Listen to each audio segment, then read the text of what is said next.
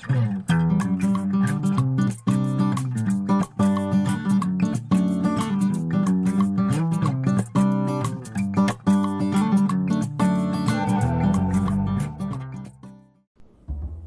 maatjies, vandag gaan ek en Olifant vir julle van 'n baie oulike storie vertel uit die Bybel. Hierdie Bybel gaan oor Moses en die uittog uit Egipte. Is julle gereed om te luister na die storie? En dan gaan ons lekker saam sing. Geniet hom!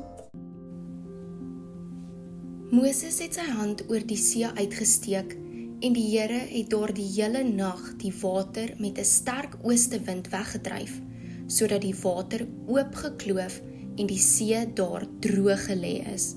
Die Israeliete het op droë grond deur die see gegaan en die water het weerskante van hulle soos 'n muur gestaan.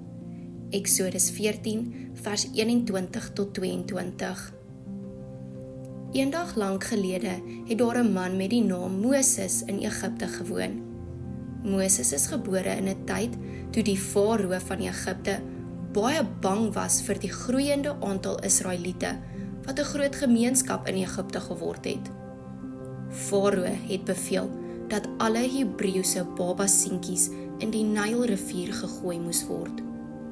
Moses se ma het hom vir 3 maande lank weggesteek. Toe sy hom nie meer kon weggesteek hou nie, het sy 'n mandjie gemaak en vir baba Moses daarin gesit. Sy het die mandjie tussen die riete langs die rivieroewer neergesit, met die hoop dat iemand hom sou vind en hom sou red. En wonder bo wonder het die farao se dogter vir baba Moses ontdek, terwyl sy in die rivier gebad het. Sy het baie jammer vir hom gevoel, en sy het besluit om hom as haar eie seun aan te neem. So Moses het in die paleis groot geword, en hy het die beste onderrig en opleiding gekry. Maar soos Moses ouer geword het hy uitgevind dat hy 'n Hebreër was, en hy het baie sterk oor sy moeders volk gevoel. Eendag terwyl hy in die veld was, het hy gesien hoe 'n Egiptenaar 'n Hebreëse slaaf mishandel. Moses was baie kwaad, en in 'n oomblik van swakheid het hy die Egiptenaar geslaan en hom doodgemaak. Toe Moses uitvind dat almal weet wat hy gedoen het Moses uit Egipte gevlug en in die land van Midian gaan woon. Daar het hy met 'n vrou met die naam Sifora getrou, en hy het toe 'n herder geword. Op 'n dag toe Moses sy bokke opgepas het Moses 'n brandende bos gesien. Maar die vuur het nie die bos vernietig nie. Uit hierdie brandende bos het God met Moses begin praat, en hy het sy plan vir Moses geopenbaar. God het vir Moses gesê dat hy gekies is om die Israeliete uit slawerny in Egipte na die beloofde land te lei. God het Moses verseker dat hy elke tree van die pad by hom sou wees. Moses het na Egipte toe teruggegaan om met farao te gaan praat en te vra dat die Israeliete vrygelaat moes word. Maar farao se hart was baie hard en hy het geweier om die mense te laat gaan. God het toe 'n reeks van 10 plaae oor Egipte gestuur om sy mag te wys, om die farao te probeer oortuig om die Israeliete vry te laat.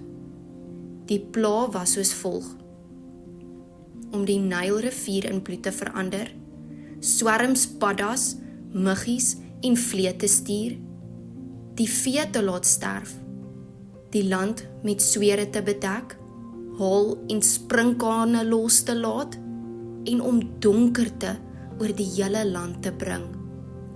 En kan jy glo? Na al hierdie plaae het farao steeds geweier om die Israeliete te laat gaan. Uiteindelik het God die 10de en ergste plaag gestuur, die dood van die eersgeborenes. God het die Israeliete opdrag gegee om hulle deurkosyne met die bloed van die lam te merk, sodat die doodsengel by hulle huise sou verbygaan.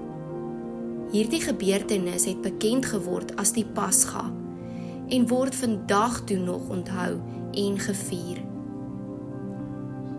Na dit was die farao oorweldig met hartseer en vrees en hy het uiteindelik toegelaat dat die Israeliete Egipte kon verlaat.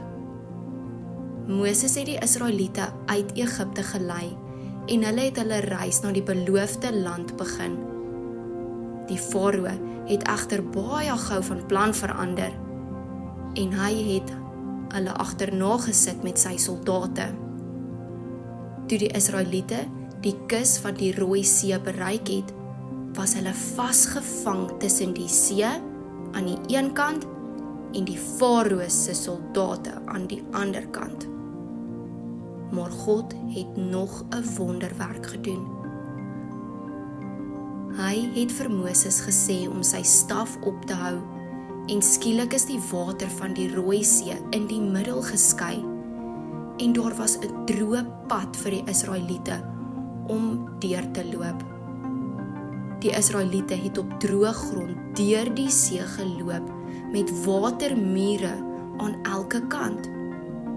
Nadat hulle veilig aan die ander kant was, het Moses sy hand uitgesteek en die water het teruggeval. Die farao se soldate het almal verdrink. Die Israeliete was baie bly en hulle het God geprys. Hulle het hulle reis deur die woestyn voortgesit.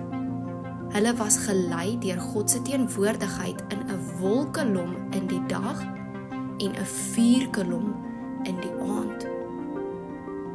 Die verhaal van Moses, die 10 plaae en die uittog oor die Rooi See leer ons van God se getrouheid, sy krag om sy volk te verlos en die belangrikheid daarvan om hom te vertrou. Dit herinner ons daaraan dat God gewone mense soos Moses kan gebruik om buitengewone dinge te doen. Net soos die Israeliete kan ons God se leiding en voorsiening vertrou terwyl ons deur die lewe reis.